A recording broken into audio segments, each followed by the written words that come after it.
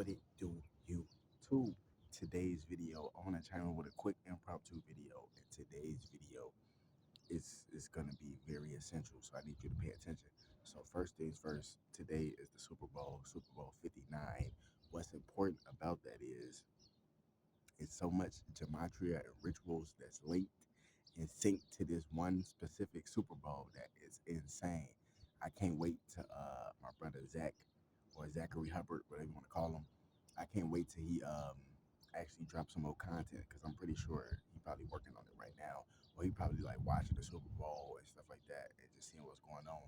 But I know the gematria community, they fucking was definitely making a bag off the sports betting, and I need to get back into sports betting like FanDuel, motherfucking Caesars Sportsbook, Bet MGMG, Bet MGMG, yeah, Bet 365, shit like that. I used to be on FanDuel, but they don't.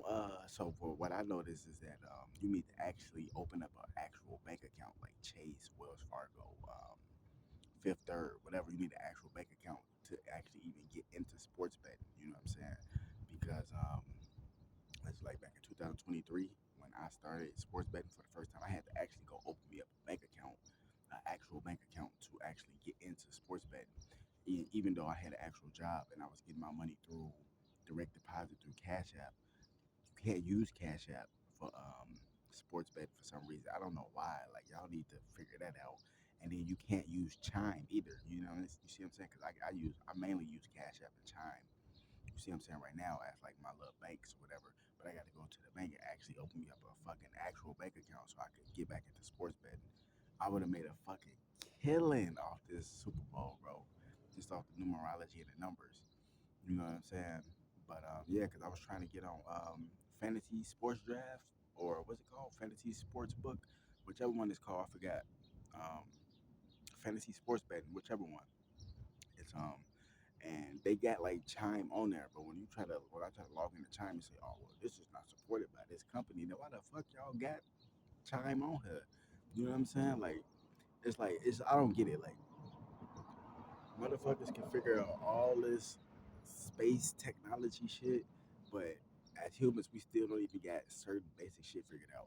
Like all financial apps, they should be working together, linked together in some type of way. Cash App should be working with PayPal. PayPal, Cash App, and all of them should be working with Chime. They should all be working together. Square should low key be partnered with all these different companies. You see what I'm saying? Because when it comes to finances and money related, all that bank shit, those are online banks, and they should be working with actual banks. So when it does come down to something like that, it all should work. So what's the point of having PayPal and Chime and all this shit on there? When you try to go through Plaid, you know how you have to go through Plaid, you have to basically log in through your bank account through Plaid, but Plaid doesn't configure with Chime, but they got Chime as an option. Like, what kind of stupid shit? Like, that's what I'm talking about, bro. Like, just dumb shit. Like, we can't figure this shit out. We got all this SpaceX shit, bunkers, and all this shit, but we can't figure out just simple shit. Like, that's the thing about humanity. Like, we need to figure out, get the basic shit done before we start doing all this extra shit.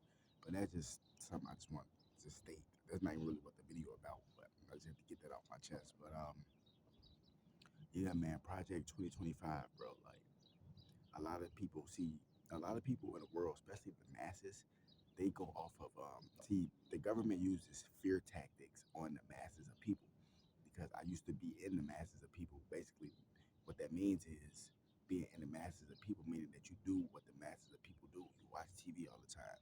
You consume all this junk food. You consume all this fast food.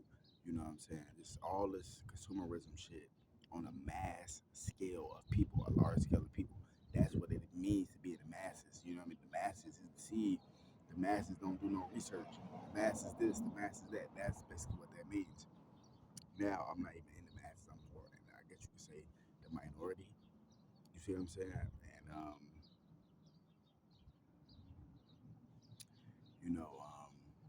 I'm just like basically like on some matrix shit. You know what I'm saying? Like when you open up your mind and you see the world from a different perspective, you basically tap into a different frequency, a different type of energy. Because if you look at this for example, right? If you only know how to make money one way, and you only know how to make money by working a job, right? Which is nothing wrong with that. That's an honest living. But I'm just saying, if you only know that one way of making money, you see other people and they don't necessarily work a full time job. They might be a gig worker. They might freelance or whatever, but they might just do. They might work just part time on the weekends. But you're like, damn, these motherfuckers got a whole bunch of money. But at the same time, their situation may not be yours. They may not have kids. They may not have, you know, family responsibility to take care of, a wife, a husband, kids, or, you know what I'm saying? Everybody's situation is different. That's one. Two, it depends on how you managing your money. Everybody's living situation is different. Some people live rent free with their family. Some people out here like myself, they own their own. You got to figure it out on yourself. You got to figure it out on your own. You know, some people have support systems and stuff like that. You know, everybody's situation is different. You know, some people have side hustles, some people don't. So it's like if you only know one way to make money, when you see other people out here making it, you instantly get jealous. You instantly get anxiety and angry because you like, I gotta work this job and put on this money. How they doing? And they ain't working no job, or they only work part time.